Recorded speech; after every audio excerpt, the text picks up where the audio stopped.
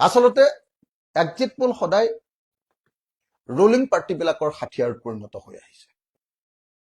বিশেষভাৱে বিজেপি চৰকাৰ অহাৰ পাছৰ পৰা আৰু সংবাদ মাধ্যমক নিজৰ হাতৰ মুঠিত ৰখাৰ পাছৰ পৰা এক্সিট পোলৰ জৰিয়তে মানুহৰ মন আৰু মগজুক শাসক দলৰ পক্ষত নিবৰ কাৰণে চেষ্টা কৰাটো এটা অত্যন্ত সাধাৰণ ঘটনাত পৰিণত হৈছে।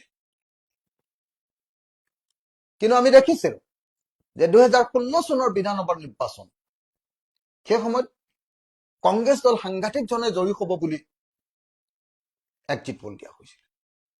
কিন্তু আমি দেখিলো যে 2016 চনত অসমৰ ৰাইজে কংগ্ৰেছক পৰাভূত কৰিলে, বিজেপিক শাসনলৈ আনিলে। ঠিক একেই মুডত এবাৰ, ঠিক একেই মুডত কিন্তু অলপ সাইলেন্টলি, তেতিয়া যেহেতু কংগ্ৰেছৰ চৰকাৰ আছিলে আৰু কেন্দ্ৰত যেহেতু বিজেপি চৰকাৰ আহিছিলে, গতিকে মানুহে কবলৈ অলপ সাহস কৰিছিলে যে আমি পৰিৱৰ্তন কৰিম। এইবাৰ যেহেতু কেন্দ্ৰত বিজেপি চৰকাৰ আছে আৰু ৰাজ্যতো যেহেতু এতিয়ালৈকে বিজেপি চৰকাৰ আছে আৰু এই বিজেপি চৰকাৰখন অতি দমনীয় চৰকাৰ, অতি উপদ্ৰৱ কৰা চৰকাৰ, অতি অত্যাচাৰী চৰকাৰ, গতিকে মানুহে মুখ ফালি কবলৈ এবাৰ অসুবিধা পাইছে। কিন্তু আমি দেখিছিলো, বিশেষভাৱে মই উজনি অসমত নিৰ্বাচনৰ সময়ত আছিলো, লাষ্টৰ 3 দিন উজনি অসমত বিৰোধী দলৰ পক্ষত এটা ব্যাপক ঢৌৰ সৃষ্টি হৈছে। আৰু মই খাটাং যে এই ঢৌৱে এইবাৰ হিমন্ত বিশ্ব শৰ্মাৰ দৰ্প চূৰ্ণ কৰি পেলাব, বিজেপি চৰকাৰক উফৰাই পেলাব আৰু এইবাৰ বিৰোধী দলবিলাকৰ চৰকাৰ হব। মই নিশ্চিন্ত হৈ আছো, আমি ৰাইজৰ দল নিশ্চিন্ত যে এইবাৰ বিৰোধী দলসমূহৰ চৰকাৰ হব।